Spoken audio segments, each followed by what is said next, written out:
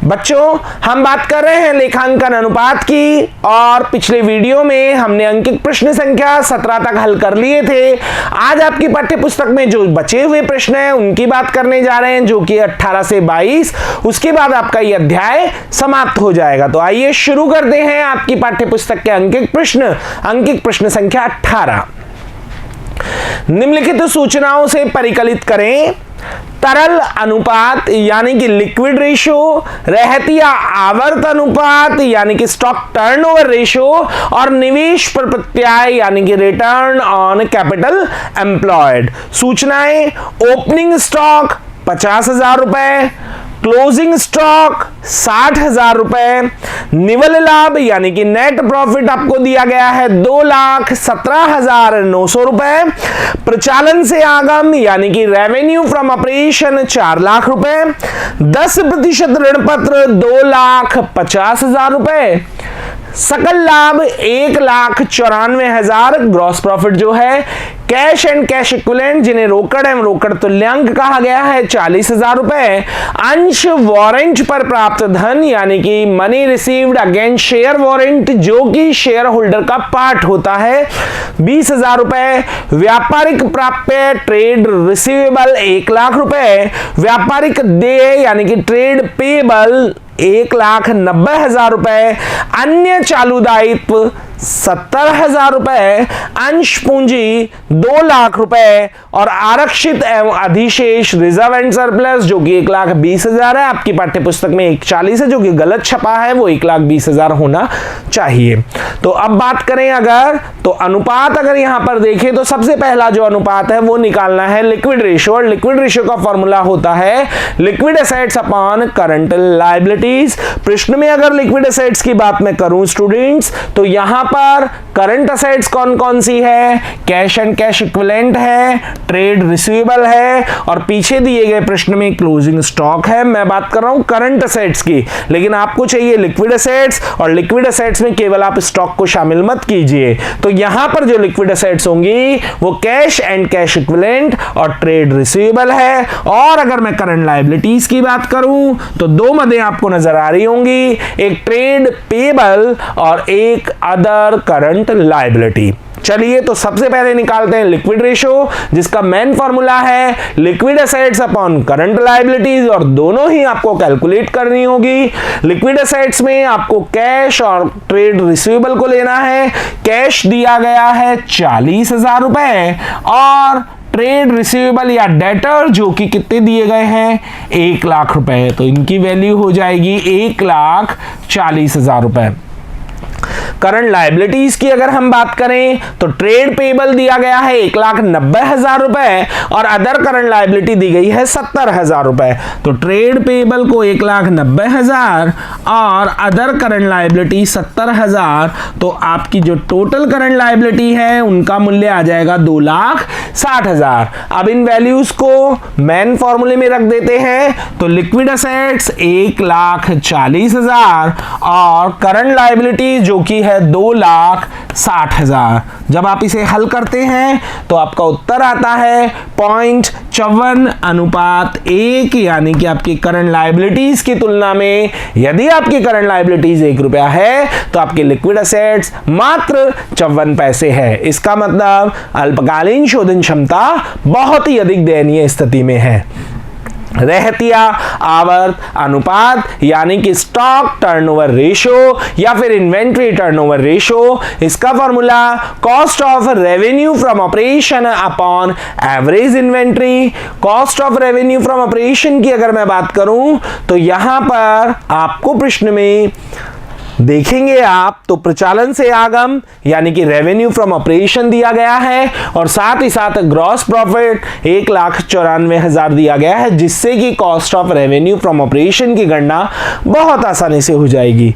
दूसरी बात करें एवरेज इन्वेंट्री, ओपनिंग और क्लोजिंग दोनों ही इन्वेंट्रीज आपको दी गई हैं। तो आइए बात करते हैं सबसे पहले मेन फॉर्मूले की। स्टॉक टर्नओवर का जो मेन फॉर्मूला है या इन्वेंट्री टर्नओवर का जो मेन फॉर्मूला है वो है cost of revenue from operation upon average inventory. और अगर मैं बात करूं तो cost of revenue from operation कैसे निकालेंगे?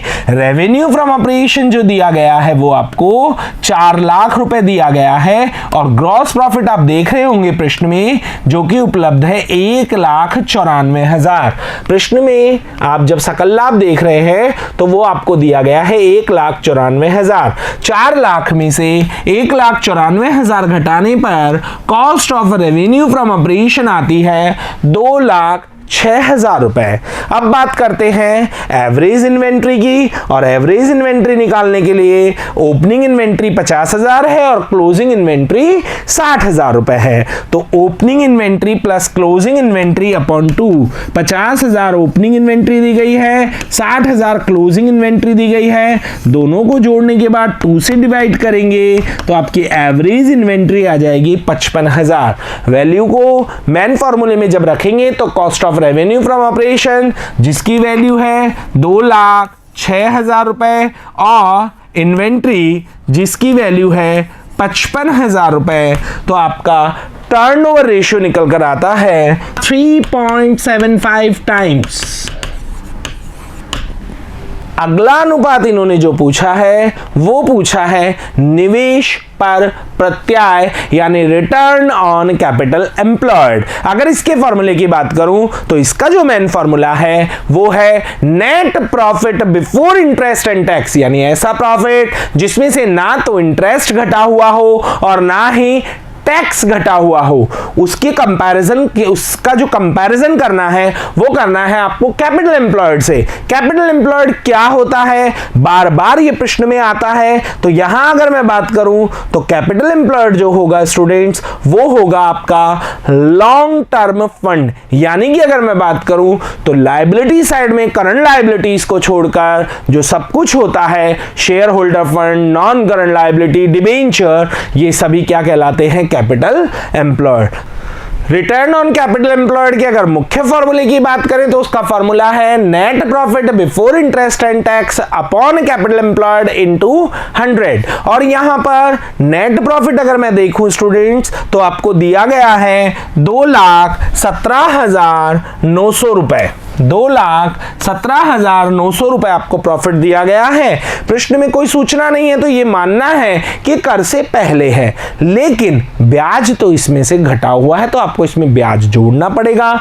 ब्याज की अगर मैं मत देखूं तो आपको नीचे ही नीचे 10% ऋण पत्र 2,50,000 रुपए के नजर आ रहे हैं। इसका मतलब 10% ऋण पत्र हैं 2.5 लाख रुपए के, तो इस पर आप प्रत्येक वर्ष 25,000 रुपए के ब्याज का क्या करते हैं? भुगतान करते हैं 2,50,000 का 10%। तो आइए जरा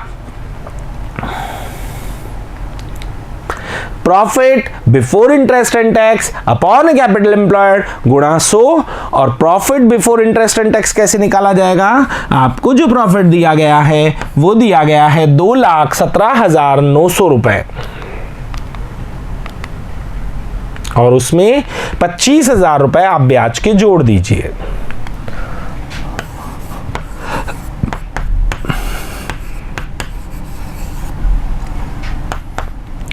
ये आता है 2,42,900 रुपए। अब अगर कैपिटल एम्प्लॉयड की बात करें तो प्रश्न में दी गई सूचनाओं से हम छांटते हैं कि कैपिटल एम्प्लॉयड में क्या क्या आएगा। तो यहां पर कैपिटल एम्प्लॉयड के लिए आपको कौन कौन सी मदों को लेना होगा?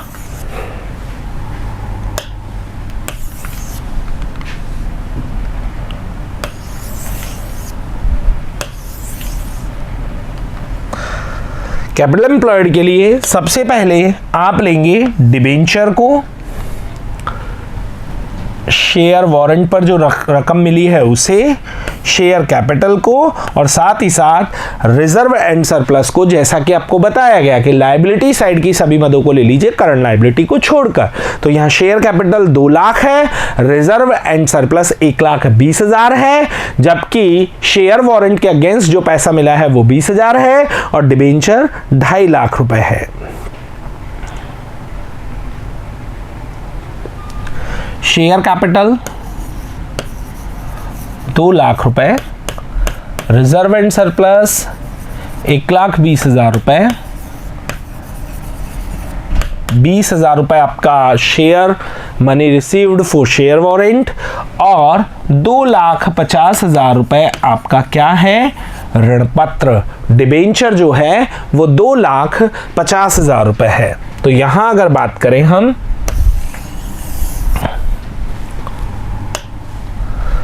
Share capital 2 lakh, reserve and surplus 1,20,000, money received of share warrant वो 20,000 है और डिबेंचर का अमाउंट है 2,50,000। इसका जोड़ जब आप लगाते हैं स्टूडेंट्स तो इसका जोड़ आता है 370, 320, 340, 340, 390, 5,90,000। तो यहां पर अगर मैं बात करूं तो जो कैपिटल एम्प्लॉयड है वो 5,90,000 है और जो profit before interest and tax है वो 2,42,900 है। तो 2,42,900 में 5,90,000 से डिवाइड कर दीजिए और जब आप इसे हल करते हैं तो आपका प्रतिशत निकल कर आता है 41.17%।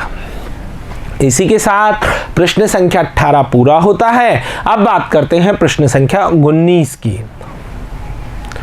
निम्न सूचना के आधार पर परिकलित करें ऋण समता अनुपात यानी कि डेब्ट इक्विटी रेशो, कुल संपत्तियों का ऋण से अनुपात यानी कि ऋण और संपत्तियों का अनुपात जो कि निकलेगा total assets upon long term debts, और स्वामित्व अनुपात प्रॉपर्टी रेशो जिसका फॉर्मूला होता है share holder fund upon long term fund, या फिर आप कह सकते हैं शेयर होल्डर फंड बटा टोटल एसेट्स। दोनों तरीके से निकाला जाता है। मोस्टली फर्स्ट वाला फॉर्मूला यूज किया जाता है, लेकिन इस प्रश्न में दूसरा फॉर्मूला यूज किया गया तो हम आपको दोनों तरीके से इस प्रश्न को हल करके बताएंगे। तो चलिए बात करते हैं ऋण समता अनुपात डेब्ट इक्विटी रेशो, लेकिन उससे पहले प्रश्न में दी गई मदों को पढ़ लेते हैं। शेयर कैपिटल 75,000 रुपए आपको समतांश पूंजी दे रखी है। अपूर्ण आवंटन पर आवेदन राशि, ये भी शेयर होल्डर का पार्ट होता है। आपको सिखाया गया था application money received but allotment due, ये दे रखा है 25,000 रुपए। सामान्य आरक्षित यानी कि जनरल रिजर्व 45,000 रुपए। लाभ हानि विवरण का शेष यानी पीएनएल का शेष आपको दिया गया 30,000 रुपए। ऋण पत्र यानी कि डिबेंचर वो आपको दिए गए हैं 75,000 रुपए। व्यापारिक देय यानी ट्रेड पेबल वो आपको दिए गए हैं 40,000 रुपए। बकाया व्यय आउटस्टैंडिंग एक्सपेंसेस वो दिए गए हैं 10,000 रुपए। इन सूचनाओं से आपको सबसे पहले अनुपात जो निकालना है वो निकालना है ऋण समता अनुपात, जिसका फॉर्मूला होता है टोटल लॉन्ग टर्म डेब्ट अपॉन शेयर होल्डर फंड। अगर मैं बात करूं लॉन्ग टर्म डेब्ट में तो यहां मेरे पास डिबेंचर ही है, लेकिन शेयर होल्डर फंड में बात करूं तो समतांश पूंजी, अपूर्ण आवंटन पर आवेदन राशि, सामान्य आरक्षित और लाभ हानि विवरण का शेष, ये चारों मदें शेयर होल्डर फंड की मदें हैं। तो चलिए बात करते हैं डेब्ट इक्विटी रेशो की। डेब्ट इक्विटी रेशो का जो मेन फॉर्मूला है वो है टोटल लॉन्ग टर्म डेब्ट अपॉन शेयर होल्डर फंड, जैसा कि आपको नजर आ रहा है। लॉन्ग टर्म डेब्ट में तो हमारे पास केवल डिबेंचर हैं, लेकिन शेयर होल्डर फंड में हमारे पास 4 मदें हैं। जैसे कि हमें इक्विटी शेयर कैपिटल जो दिया गया है वो दिया गया है 75,000 रुपए, और जनरल रिजर्व और प्रॉफिट एंड लॉस कितना दिया गया है 45,000 और 30,000 रुपए, और साथ ही साथ application money received but allotment due ये है 25,000 रुपए। और जब आप इसे जोड़ते हैं तो आपकी रकम आती है 1,75,000 रुपए, और डेब्ट की राशि यानी डिबेंचर्स की राशि यहाँ पर दे रखी है 75,000 रुपए। आइए मेन फॉर्मूले में इसे रखते हैं। लॉन्ग टर्म डेब्ट जो कि है 75,000 और शेयर होल्डर फंड जो कि होगा 1,75,000, और जब आप इसे हल करते हैं तो आपका उत्तर आएगा 0.43:1। अगला अनुपात इन्होंने पूछा है कुल परिसंपत्तियों का ऋण से अनुपात। तो ऋण तो लॉन्ग टर्म डेप्ट 75,000 है, लेकिन इस प्रश्न की सबसे विशेष बात यह है कि हमें कहीं पर भी संपत्तियों की तो मद ही नजर नहीं आ रही है, यहां तो सारी मदें दायित्व की है। लेकिन यदि चिट्ठे की आपको नॉलेज है, यदि आपको बैलेंस शीट बनाना आता है, तो आपको पता है कि जितनी लायबिलिटीज होती है उतनी ही असेट्स होती है। यहां पर शुरू से लेकर एंड तक सारी लायबिलिटीज की मदें दी गई है। आप देख सकते हैं ये 4 मदें शेयर होल्डर फंड की है, ये नॉन करंट लायबिलिटी है और ये दोनों करंट लायबिलिटी है, और इन तीनों को मिलाकर लायबिलिटी साइड पूरी हो जाती है। और जितनी लायबिलिटीज होती हैं टोटल, उतनी ही तो असेट्स होती हैं। तो यहां पर इन सबको जोड़कर हम टोटल असेट्स निकालेंगे। तो ये फॉर्मूला बनेगा total assets upon long term डेप्ट, total assets upon long term डेप्ट। और total assets share holder fund में शेयर कैपिटल आ गया, जनरल रिजर्व आ गया, प्रॉफिट एंड लॉस आ गया, और साथ ही साथ शेयर जो application money received allotment due है वो सारी मदें आ चुकी हैं। आपको पता था कि आपका शेयर होल्डर फंड 175 है, प्लस डिबेंचर 75,000 है, ट्रेड एक्सपेंसेस और आउटस्टैंडिंग एक्सपेंसेस और ले लेते हैं। ट्रेड एक्सपेंसेस 40, आउटस्टैंडिंग एक्सपेंसेस 40,000 है, और ट्रेड पेबल जो है स्टूडेंट्स वो 10,000 है।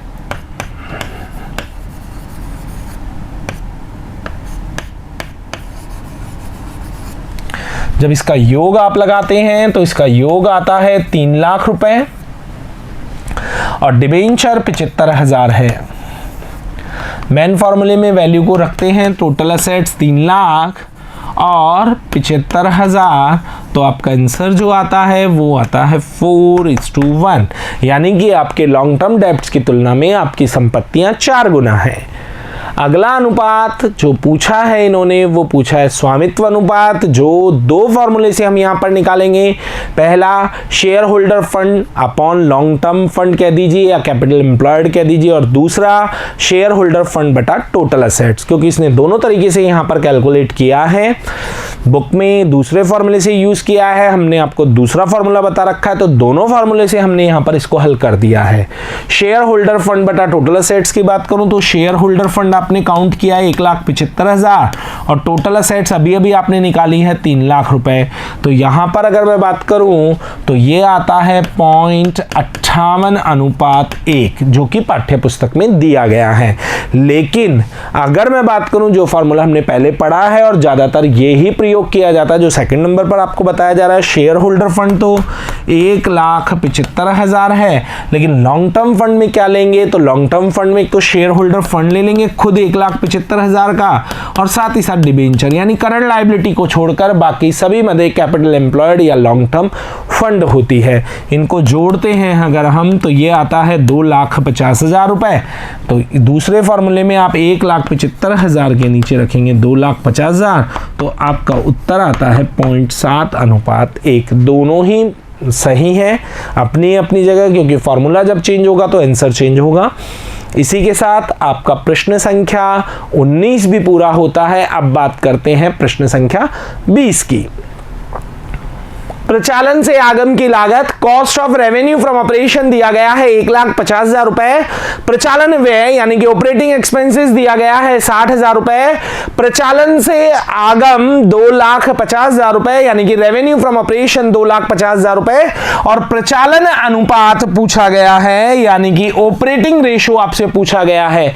और ऑपरेटिंग रेशो की अगर हम बात करें तो इसका फॉर्मूला होता है operating cost upon net revenue from operation into 100। और अगर ऑपरेटिंग कॉस्ट निकालनी हो तो वो कैसे निकालनी होगी, cost of revenue from operation और ऑपरेटिंग एक्सपेंसेस को जोड़ दीजिए। तो यहां अगर प्रचालन अनुपात के मूल फॉर्मूले की हम बात करें तो वो है operating ratio is equal to operating cost upon net revenue from operations into 100। Revenue from operation आपको दिया गया है जो कि है 2,50,000 रुपए, लेकिन आपको नहीं दी गई है ऑपरेटिंग कॉस्ट। लेकिन ऑपरेटिंग कॉस्ट जिन दो मदों से निकलती है वो दोनों मदें यहां पर उपलब्ध है। Cost of revenue from operation जो कि दिया गया है 1,50,000 रुपए, और साथ ही साथ ऑपरेटिंग एक्सपेंसेस जो कि दिए गए हैं 60,000 रुपए।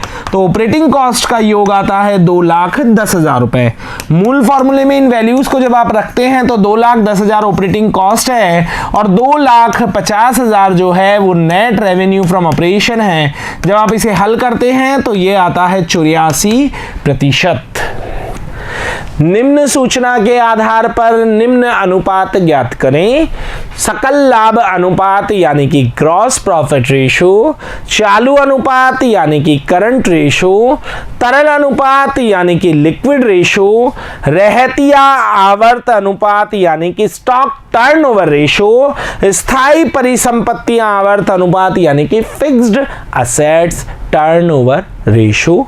सूचनाएं, सकल लाभ ग्रॉस प्रॉफिट दिया गया है 50,000 रुपए, प्रचालन से आगम यानी कि रेवेन्यू फ्रॉम ऑपरेशन दी गई है 1,00,000 रुपए, रहतिया यानी कि स्टॉक दिया गया है 15,000 रुपए, व्यापारिक प्राप्य यानी कि ट्रेड रिसीवेबल 27,500 रुपए, रोकड़ एवं रोकड़ तुल्यांक यानी कि कैश एंड कैश इक्विवेलेंट 17,500 रुपए, चालू दायित्व करंट लायबिलिटीज आपको दी गई हैं 40,000 रुपए, लैंड एंड बिल्डिंग 50,000 रुपए, प्लांट एंड मशीनरी 30,000 रुपए, फर्नीचर 20,000 रुपए, और रेशो आपको निकालना है सबसे पहले सकल लाभ अनुपात जिसका फॉर्मूला होता है gross profit upon revenue from operation into 100, और दोनों ही चीजें आपको पहले और दूसरे नंबर पर दी गई है। तो आइए फॉर्मूले में वैल्यू रखते हैं। ग्रॉस प्रॉफिट 50,000 और नेट रेवेन्यू फ्रॉम ऑपरेशन 1,00,000 गुणा 100 जब आप करते हैं तो ये वैल्यू आती है आपकी 50%। अगला रेशो चालू अनुपात करंट रेशो इन्होंने पूछा है। करंट रेशो की अगर बात करें तो रहतिया, व्यापारिक प्राप्य और कैश एंड कैश इक्विवेलेंट इन तीनों का योग जो है वो करंट असेट्स है, और करंट लायबिलिटीज अलग से दी गई है 40,000 रुपए। तो आइए बात करते हैं करंट रेशो की जिसका फॉर्मूला है current assets upon current liabilities. Current liabilities आपको प्रश्न में तैयार दी गई हैं और करंट असेट्स के लिए आपको इन तीनों को क्या करना होगा, जोड़ना होगा। तो यहां अगर हम बात करें तो current assets upon current liability, current assets किस किस तरह से निकालेंगे, ट्रेड रिसीवेबल जो कि 27,500 है, इन्वेंट्री जो कि 15,000 है, और कैश जो कि 17,500 है। इसे जब आप जोड़ते हैं तो ये आता है आपके 60,000 रुपए। करंट लायबिलिटी प्रश्न में दी गई है 40,000, तो 60,000 बटा 40,000 जब आप करते हैं तो ये आता है 1.5:1, यानी कि यहां पर आपका करंट रेशो 1.5 है।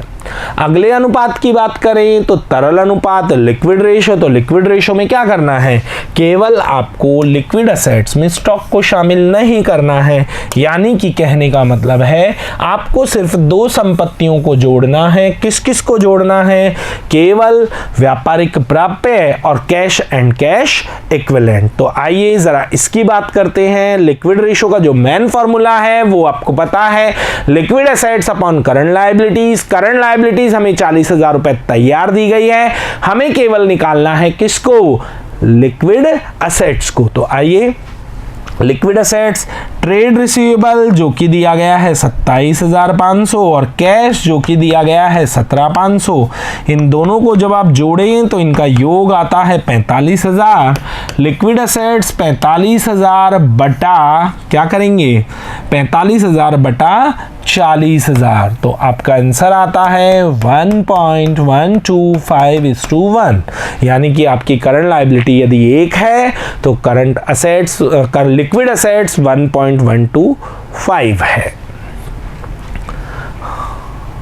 अगला अनुपात है रहतिया आवर्त अनुपात, जिसका फॉर्मूला होता है cost of revenue from operation upon average stock. Students, यहाँ cost of revenue from operation तो बहुत आसानी से निकाली जा सकती है, क्योंकि रेवेन्यू फ्रॉम ऑपरेशन भी दिया है और साथ ही साथ ग्रॉस प्रॉफिट भी दिया है, लेकिन एवरेज स्टॉक निकालना पॉसिबल नहीं है क्योंकि ओपनिंग स्टॉक आपके पास नहीं है। तो नो प्रॉब्लम, केवल क्लोजिंग स्टॉक को रखेंगे। तो आइए बात करते हैं stock turnover, cost of revenue from operation upon average inventory. Revenue from operation जैसा कि प्रश्न में दिया गया है 1 लाख, ग्रॉस प्रॉफिट जो कि है 50,000, तो cost of revenue from operation 50,000, 50,000 बटा एवरेज इन्वेंट्री कितनी है 15,000 रुपए, क्योंकि जो क्लोजिंग है वो ही एवरेज इन्वेंट्री मानना है। प्रारंभिक रहतिया नहीं दिया गया है तो औसत नहीं निकाला जाएगा, और जब आप इसे हल करते हैं तो ये आता है 3.33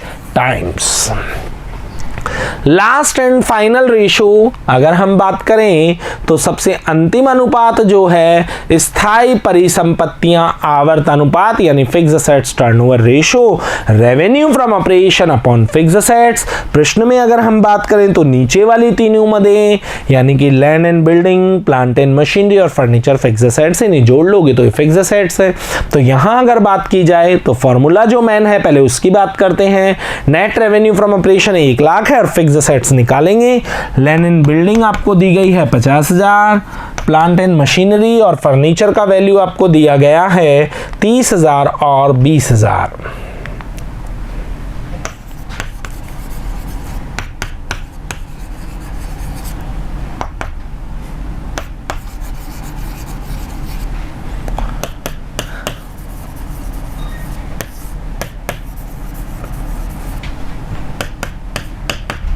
आपका उत्तर आता है 1:1।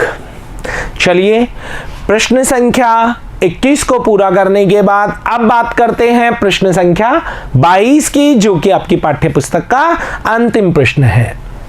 प्रश्न संख्या 22 है, निम्नलिखित सूचना से परिकलित करें सकल लाभ अनुपात, रहतिया आवर्त अनुपात और साथ ही साथ व्यापारिक प्राप्य आवर्त अनुपात। यानी कि आपको 3 रेशो निकालने हैं, ग्रॉस प्रॉफिट रेशो, साथ ही साथ इन्वेंट्री टर्नओवर रेशो और ट्रेड रिसीवेबल टर्नओवर रेशो। तो आइए बात करते हैं प्रचालन द्वारा आगम यानी कि रेवेन्यू फ्रॉम ऑपरेशन दिया गया है 3 लाख, प्रचालन द्वारा आगम की लागत यानी कि cost of revenue from operation दिया गया है 2,40,000, अंतिम रहतिया 62,000, सकल लाभ 60,000, प्रारंभिक रहतिया यानी कि ओपनिंग इन्वेंट्री 58,000 और व्यापारिक प्राप्य आपको दिए गए हैं 32,000 रुपए। ग्रॉस प्रॉफिट रेशियो निकालने के लिए सबसे पहले बात करें अगर तो जिसका जो मेन फॉर्मूला है वो है gross profit upon net revenue from operation गुणा 100। Net revenue from operation 3 lakh रुपए आपको दिया गया है, लेकिन ग्रॉस प्रॉफिट उपलब्ध नहीं है, लेकिन बहुत आसानी से ग्रॉस प्रॉफिट की गणना की जा सकती है, क्योंकि ग्रॉस प्रॉफिट का फॉर्मूला होता है revenue from operation minus cost of revenue from operation. तो आइए बात करते हैं ग्रॉस प्रॉफिट रेशियो की। पहले ग्रॉस प्रॉफिट की गणना कर लेते हैं। नेट रेवेन्यू फ्रॉम ऑपरेशन जो कि दिया गया है 3 लाख रुपए और cost of revenue from operation जो कि दिया गया है 2,40,000 रुपए, और जब आप इसे हल करते हैं तो आपका ग्रॉस प्रॉफिट आता है 60,000 रुपए। मूल फॉर्मूले में इसे रखें तो ग्रॉस प्रॉफिट 60,000 है, net revenue from operation 3 lakh है, गुणा 100 तो ये आता है 20%। अगला अनुपात निकालना है रहतिया आवर्त अनुपात यानी कि स्टॉक टर्नओवर रेशियो, जिसका फॉर्मूला होता है cost of revenue from operation upon average stock. Average stock यहां कैलकुलेट करना होगा क्योंकि ओपनिंग और क्लोजिंग दोनों ही आपको दिए गए हैं। स्टॉक टर्नओवर का मेन फॉर्मूला आपके सामने है। एवरेज इन्वेंट्री निकालने के लिए ओपनिंग इन्वेंट्री आपको दी गई है 58,000, जबकि क्लोजिंग इन्वेंट्री दी गई है 62,000 अपॉन 2 तो ये आता है 60,000 रुपए। Cost of revenue from operation 2,40,000, average inventory 60,000, तो आपका स्टॉक टर्नओवर का आंसर आता है 4 times. Last and final ratio है ट्रेड रिसीवेबल टर्नओवर रेशियो, जिसका फॉर्मूला है net revenue from operation upon average trade receivable. इस क्वेश्चन में यहां पर क्रेडिट रेवेन्यू फ्रॉम ऑपरेशन आपके पास नहीं है, तो आप टोटल रेवेन्यू फ्रॉम ऑपरेशन को ही क्रेडिट रेवेन्यू फ्रॉम ऑपरेशन मान लेंगे। ट्रेड रिसीवेबल ओपनिंग नहीं है, केवल क्लोजिंग वाले ही दिए गए हैं, तो एवरेज निकालना पॉसिबल नहीं है, तो केवल क्लोजिंग वाले को रख देंगे। तो यहां पर main formula net credit revenue from operation upon average trade receivable. Credit revenue from operation जो टोटल रेवेन्यू है उसे ही मानेंगे, तो रखेंगे 3 लाख, और एवरेज ट्रेड रिसीवेबल जो कि 32,000 क्लोजिंग बैलेंस ट्रेड रिसीवेबल का है वो रखेंगे। और जब आप 3 लाख में 32,000 का भाग देते हैं तो आपका उत्तर आता है 9.375 टाइम्स। इसका मतलब आपके द्वारा की गई बिक्री आपके औसत देनदारों की लगभग 9 गुना है। अगर नोट की बात करें तो जो बात आपको बता दी गई है वो ही इसमें दी गई है। प्रश्न में प्रारंभिक व्यापारिक प्राप्य नहीं दिए गए हैं, अतः औसत की गणना नहीं की गई है। इसी के साथ आपके इस अध्याय के सभी अंकित प्रश्न समाप्त होते हैं, साथ में अध्याय भी समाप्त होता है। अगले वीडियो में बात करेंगे नेक्स्ट चैप्टर अध्याय 6 रोकड़ प्रवाह विवरण की। तब तक के लिए धन्यवाद।